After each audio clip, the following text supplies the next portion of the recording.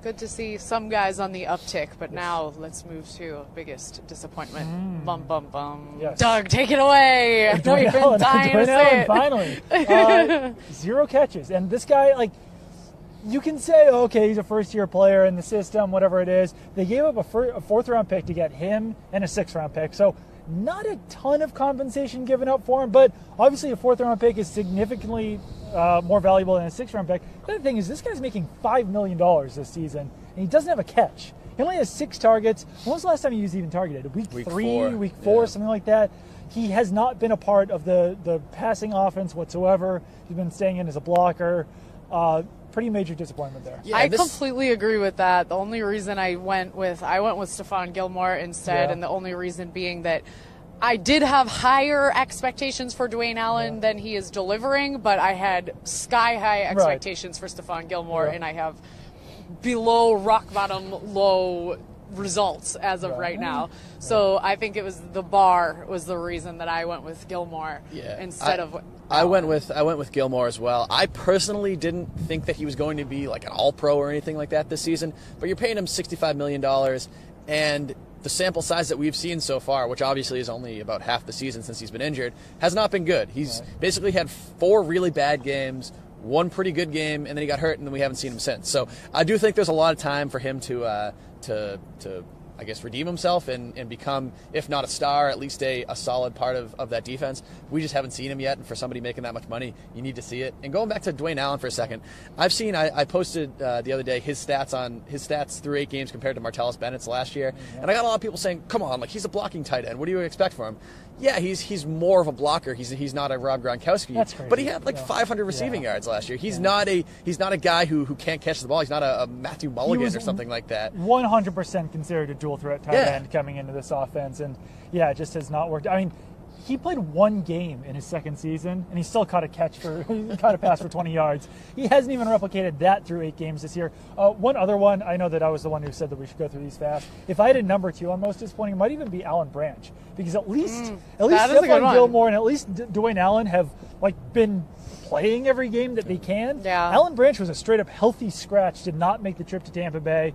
He was supposed to be the most consistent performer on the defensive line, and he's coming on now, but he really bottomed out even harder than Stephon Gilmore did. That is a very good point. And just on both Allen and Gilmore, it is funny how people's reactions change. I hear a lot of people saying, oh, well, what did you expect from Dwayne Allen? It's like when they signed him over the offseason, he was one of the names that everyone was going, oh, they're really bolstering the roster that was already so great, 19-0, and now all of a sudden everyone's like, oh, well, what did you expect? We expected better than this. Expected better than 0 catches. Expected him to be a slight tick down from Martellus Bennett. I think that's what people were expecting. And as for Gilmore, I had this conversation, I think it might have been with our producer Mark, who's standing by behind the camera, behind the scenes over there. He's very cold. Is that the expectations for Gilmore, when you said you didn't expect him to go all-pro or anything, that actually is a very good point. I talk about him as if I had such high expectations, and I've realized that I honestly think that did come from not solely, but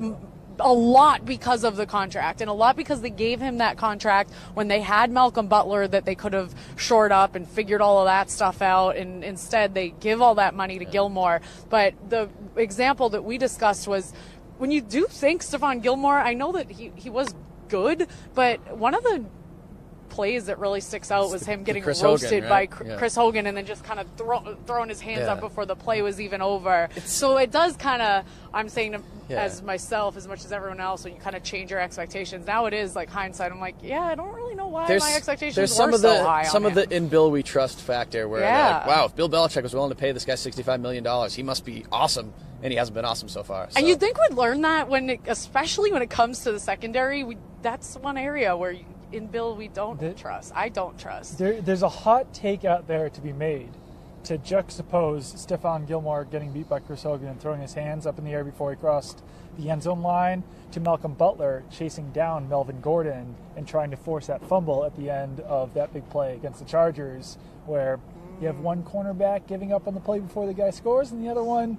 running about 25 miles per hour down the field to try to strip the ball at the end. That's a hell of a I'm not gonna make the hot take. I can see that meme on Twitter. Right just now. Real quick. That's like what the did NBA you think versus of him NHL trying to kind of force deal. the fumble? I thought he should have just tried to make the tackle on that because I It think he would've could have been- stopped him right before the It would end have had to zone. be like a horse collar, though. I feel like right at that point. I feel like it. Because if he had tackled him through, because he got up behind him, and since he was able to try to make, I felt like instead of making that move, he could have just dove It and would be tried too to hard get to him like down. grab him and try to do like a WWE But even just move trip on him up, Just he tackling wouldn't him, have he's- fallen yeah. into the end zone He at that was point. so It would have been close, like though, around the wasn't he? 5. I think thought he he was caught really up to him by the close. 10 and could have gotten him to trip We'll before. have to- I we'll was have to check surprised the by tape. it, Check. and Either way, it was I a good- tweeted that, and good just I had pursuit. a lot of people saying back to me that they would have just scored, and it's like Just okay, shut up on Twitter. but Just shut no, I mean up. it was a good conversation. Stop bothering me. Stop bothering. It was a bothering good conversation. Michaela. I was curious Stop just what you bugging guys Zach. thought of it. Just shut up. In that situation, it's almost like, letting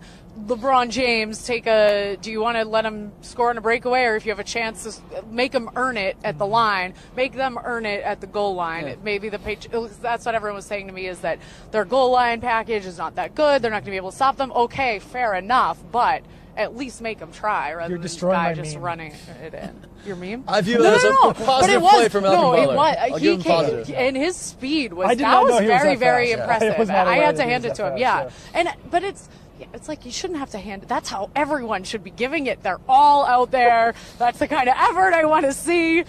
Yes, great effort by Malcolm Butler.